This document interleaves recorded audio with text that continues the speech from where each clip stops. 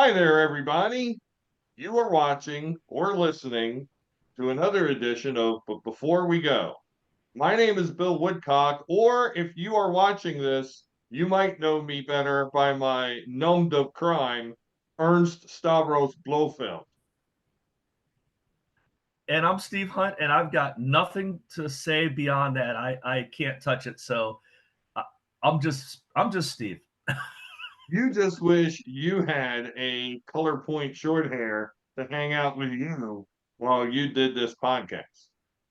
Yes, yes, I do. My cat is just not having it, so she's around here somewhere. But yeah, Socks is not going to make an appearance on this fine program, and I don't think that will ever change. Well, this is Bubba for all you out there in viewer and listener land. And Bubba looks a little bit like the salad eating cat in the memes with the housewives of wherever that was.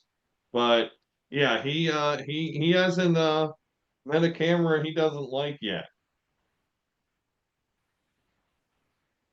So so anyway, we welcome Bubba.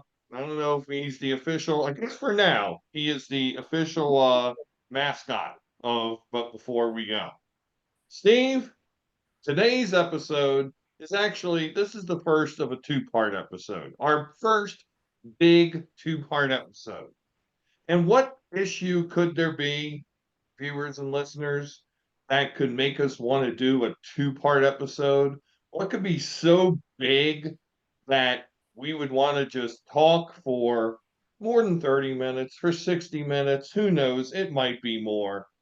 Well, it certainly was one of the formative things of our childhood and really everybody's childhood in Gen X. And honestly, Steve, I think this kind of crosses the generations because this was not necessarily a pop culture moment or something that per se happened, an event that happened between 1970 and 2000. This was just the formation of our lives. And I will say, getting back to the generational theme, because that's kind of what we are, um, I think that our generation was kind of prone to this more so than following generations have, i.e., people of our generation have not followed in the footsteps of our ancestors in doing this. Steve, this topic is the shit that our ancestors told us that was just wrong. Just wrong. Just balls out lies. I'm not talking about eat vegetables because they're good for you. I'm not talking about you can really go to school and wear those leather shoes with the buckles on them and your ass won't get kicked. I'm not talking about, if all you eat is ice cream, you're going to get fat. I'm talking about just crazy shit. I'm talking about shit that would bend your mind. And I know when I came up with this list of things to talk about for this podcast, it was quite literally therapy because it truly made me think about like why was I told these things and how have they affected me? Yeah, and if our episodes had their individual theme songs, we'd break out the old Thompson twins, lies, lies, lies, yeah. Because there were some doozies. And you're right, these aren't I guess what when we were kids they would call them old wives' tales. You're right, these are just ones where as you got older you realize that ain't true. Well, let me start off. Let me start off. So this would be a thing. So of course, where I grew up, it was a little one horse town, 5,000 people or so. Now it's much bigger. There was one bank. There was Elkridge National Bank on Montgomery Road in Elkridge. And it had a drive-through. Drive-throughs were huge. Drive-throughs were new in the 70s. Oh, you didn't have to go in the bank and go see a teller. You could just drive up to the window and see a teller. Well, I mean, watching cartoons and TV shows and cop shows, lots of crime happens around banks, Steve. So 7-year-old Bill would wait in line at the bank in the car him in his grandmother's car talk about robbing the bank. Now, did I have the means by which to rob a bank? Absolutely not. Of course, this was foolishness. But, and just a kid, being a smartass. Wonder how that never ended. But it did not stop my grandmother from telling me, Billy, if you keep talking about robbing a bank, the bank people are going to come out and get you. They were going to get me, Steve. What they were going to do with me, I don't know. Where I was going to go, I don't know. But it scared the shit out of me enough that I would scream, get in the back seat of my grandmother's car and hide on the floor.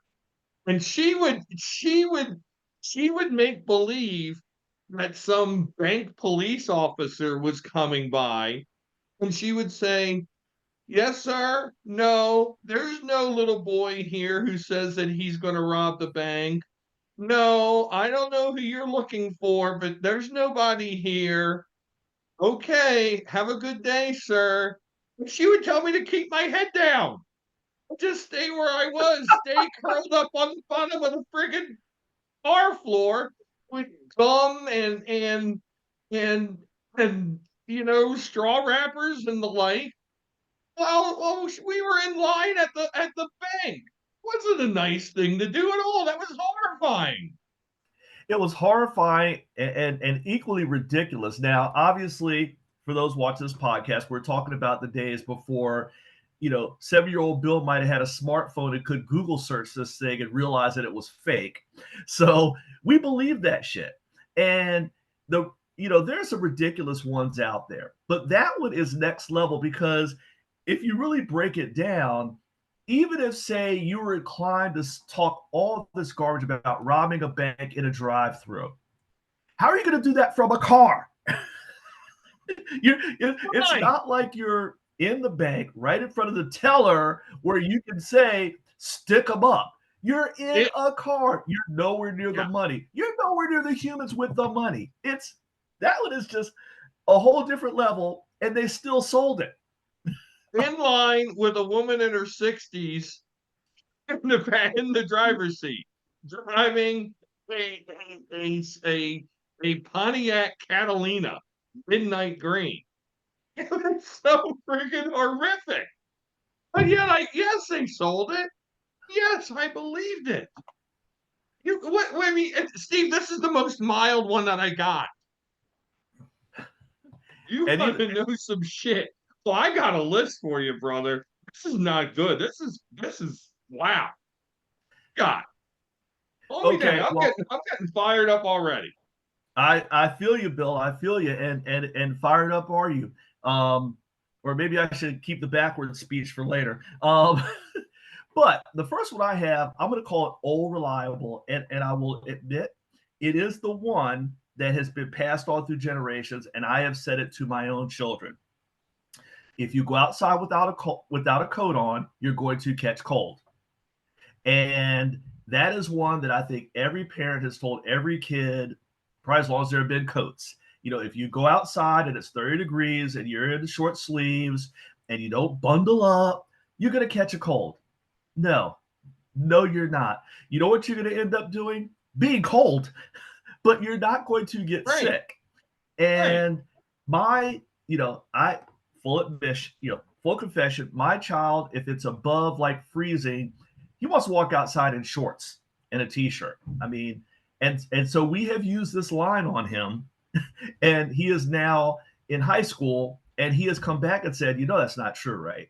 So, young child, we could talk into it. Older child, he will throw on a coat really just to amuse us because he knows the whole catching cold thing is not true.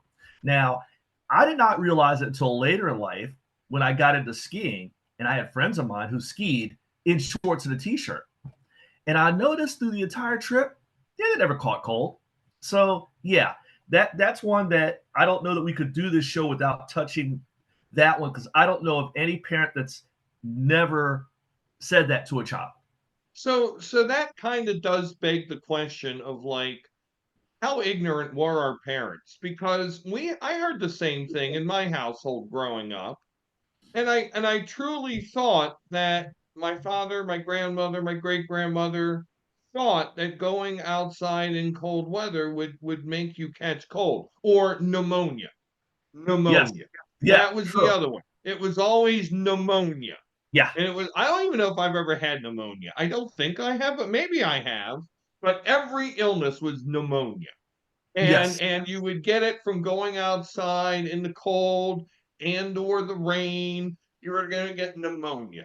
Like I don't like, and then logic would dictate like what happens in like Austria, what happens in Canada, what happens in places that are mountainous and snowy, what Right. happens in Russia, places where it's actually cold. Are they walking around in a constant state of common cold and pneumonia?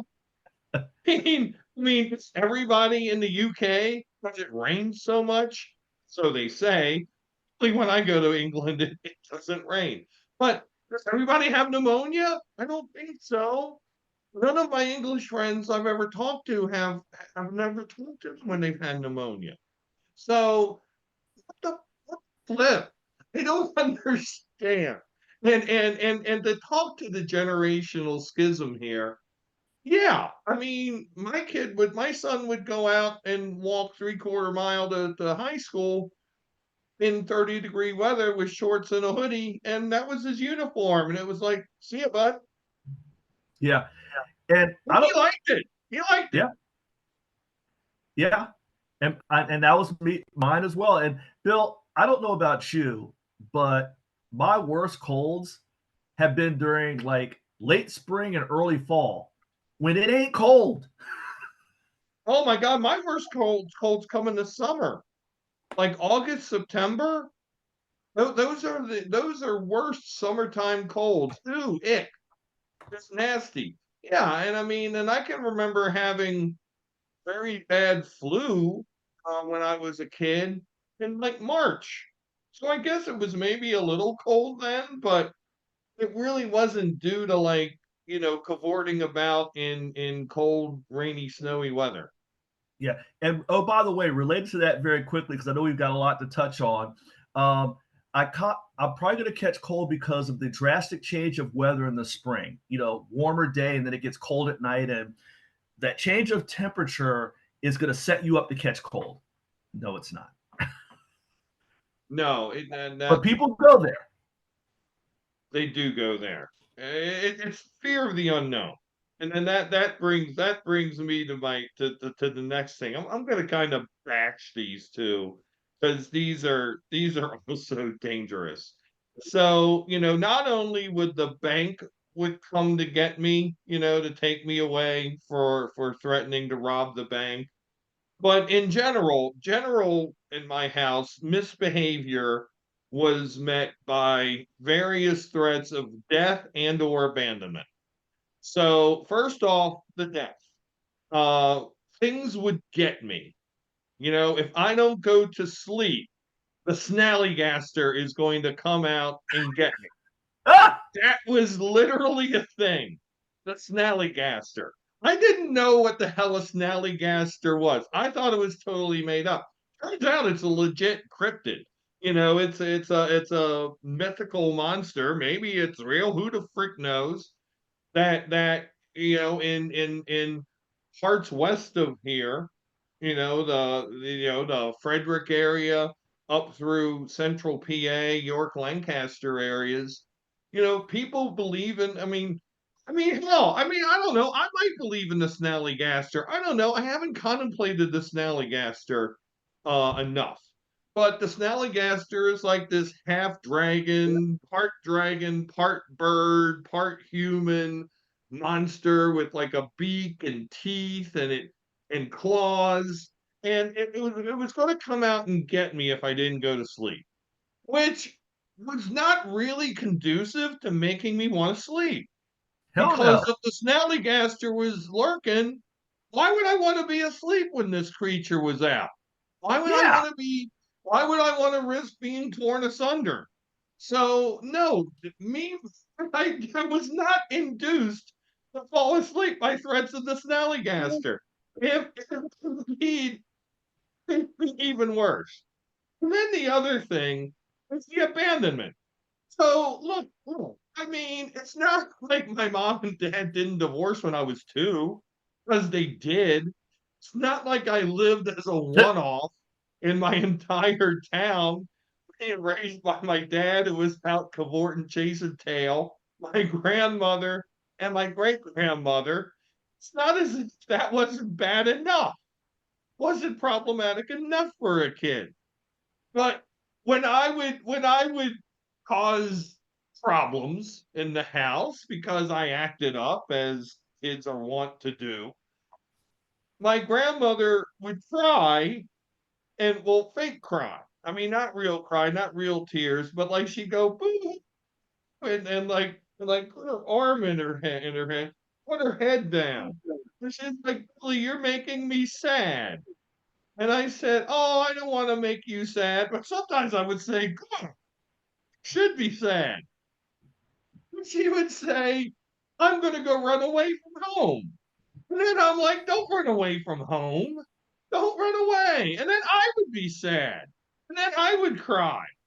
I mean, why would people threaten me with running away from home?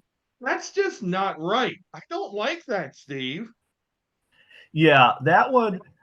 I will say I never had the death one. I mean, the only monster references came from my brothers because I was the youngest of 4. They were trying to scare the crap out of me, but that's a whole different thing. I But I never never threatened got. with death as a kid. Yeah, Like yeah. nobody even ever said that they were just going to whoop your ass. No, it was some monster was gonna get me. It was always Oh, the so there was never any monsters in your world. well, there were monsters from my brothers who tried to scare me at night. There were all kinds of monsters they would say that were in the room just to scare the crap out of me. But I never had adults tell me, what is that creature you're talking about? I never heard of this thing. You never heard of the Snallygaster? No, negative. Oh my God, we gotta I'm look listening that to up. you tell the story, and I'm like, holy crap. Oh my God, we gotta look that up. Oh my God, how do you never hear of the Snallygaster? Please continue, sir. Yeah, I have not heard of said creature. I will tell you though, there have been the threats of if you misbehave, Child Protective Services is going to come and take you away, and you're going to have Child to live in Protective Services. and you're going to have to live in an orphanage. so True. so I will say I never got the death, but I certainly did get the relocation. Forced relocation. Yes. Like you would just be simply disowned. You would become, in Orwellian terms, Steve, a non-person. And your parents would forsake any knowledge of you until like someday, Yes. 30, It 40 was. years hence, you're in a coffee shop and you see somebody who kind of looks like you, an older individual, ahead of you in line. It's so terrible. Like why didn't they ever like think any of these things through? I don't know, but it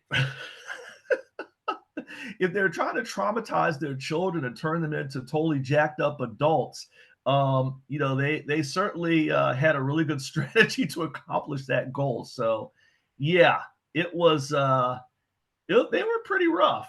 How we aren't all in like rubber rooms, I have no idea. But with the crap they threw at us, So that also is abandonment. I mean, it's abandonment yet combined with eradication, yeah, combined with the threat of just not existing and just becoming an unperson. So Steve, the Snallygaster, as Google's AI overlord is telling us, is a mythical nocturnal bird reptile chimera from American folklore that is said to prey on children and poultry. It is a Maryland legend that has been reported since the 1730s, with early German settlers calling it a Schnellergeist or quick ghost. hey Bill, can you hold up for a minute? Children and poultry? Children and poultry. right there with a chicken. So it's either going to go after kids or It's chickens. comes And after comes after your farm. And it's oh Bubbles and Bubs is now back. Hi Bubba. But yeah, I mean he wants to hear about the Snallygaster, but yeah, it comes after your farm and it kills your children and it kills your poultry. And so you're fucked. Your farm is absolutely fucked so because what I want to know is, your poultry's gone and your kid's gone. And look, oh my God, and there's more. And it's oh, characterized as having enormous wings, a long pointed bill, steel hook like claws, and best yet, Steve, an eye in the middle of its forehead. oh dear God. All right. So at what age do you need to get to no longer be prey to said, I don't even know what to call this thing. I want to call it a dragon, but it seems to have a whole bunch of things going on. Is there an age by which you are exempt from this thing swooping down and taking you off to wherever the hell it would take you off to? Well, Steve, I don't know, but I mean, my pediatrician can only see me until age 12, and now like 21-year-olds are going to their pediatrician. So I'm not really sure where that where that line is drawn now, or if that's changed, or does the Snallygaster discriminate? Does the Snallygaster have a line in its lair? And it has to have a lair. I mean, like a nest of some sort, and you must be at least this big. You anything under this tall can be carried off by the Snallygaster. I don't know. And is there one Snallygaster, or is it like a species?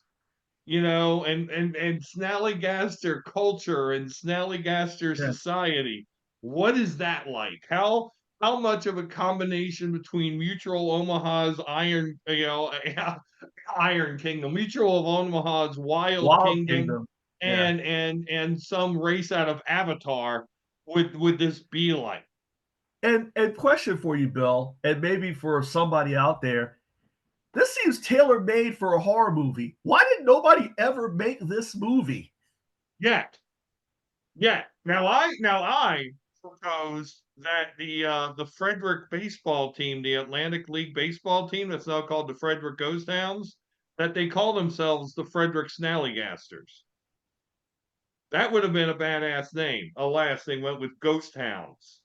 Yeah. But Frederick's trying to get a pro hockey team, and I think that's primed to be the Snallygasters.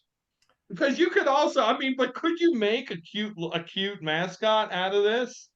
No. Enormous wings, a long pointed bill, steel hook-like claws, and an eye in the middle of the forehead. Well, here's the thing. It's hockey, which is meant to be a badass, violent, hit everything sport. So you don't have to have a nice snallygaster. You can have that mean hockey stick wielding, I'm about to check you into oblivion version. You could go rough and raw if you're going hockey. Baseball, yeah. But hockey, you could go OG with this thing.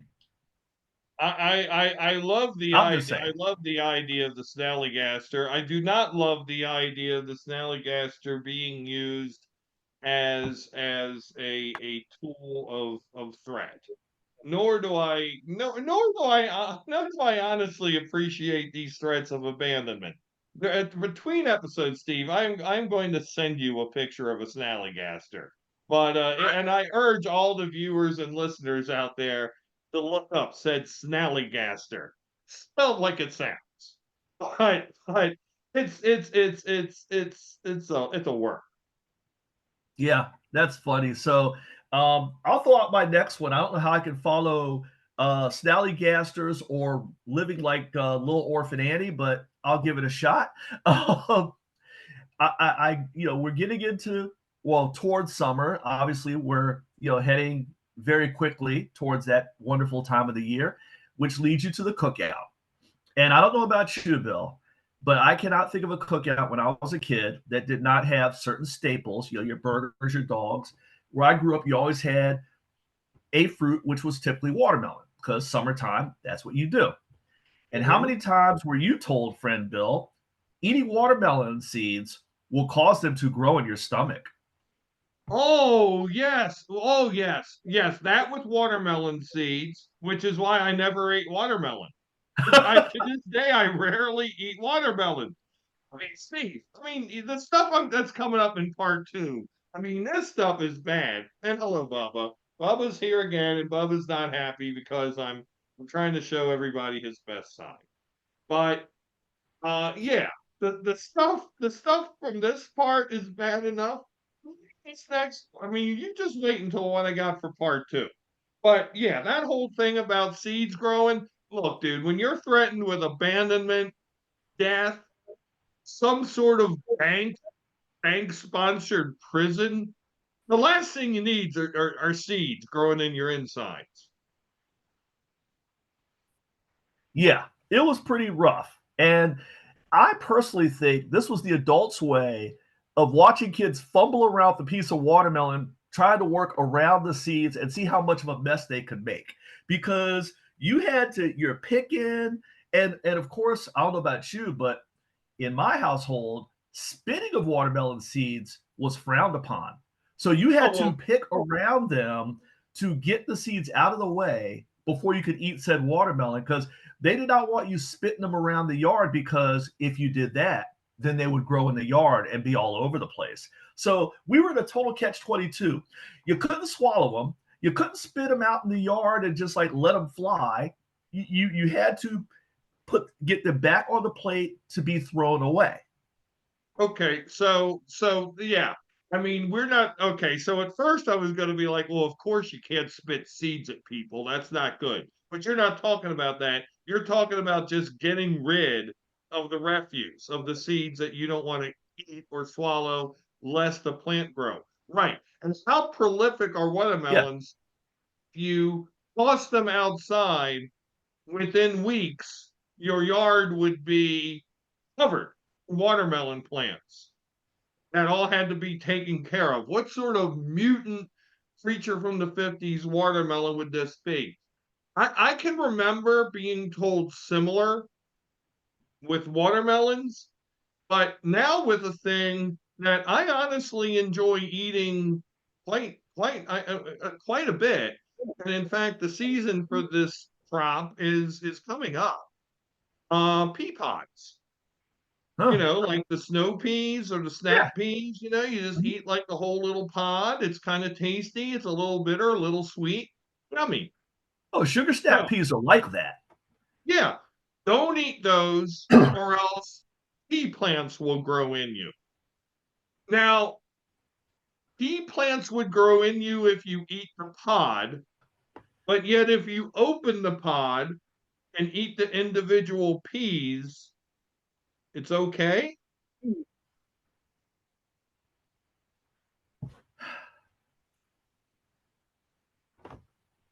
I got nothing.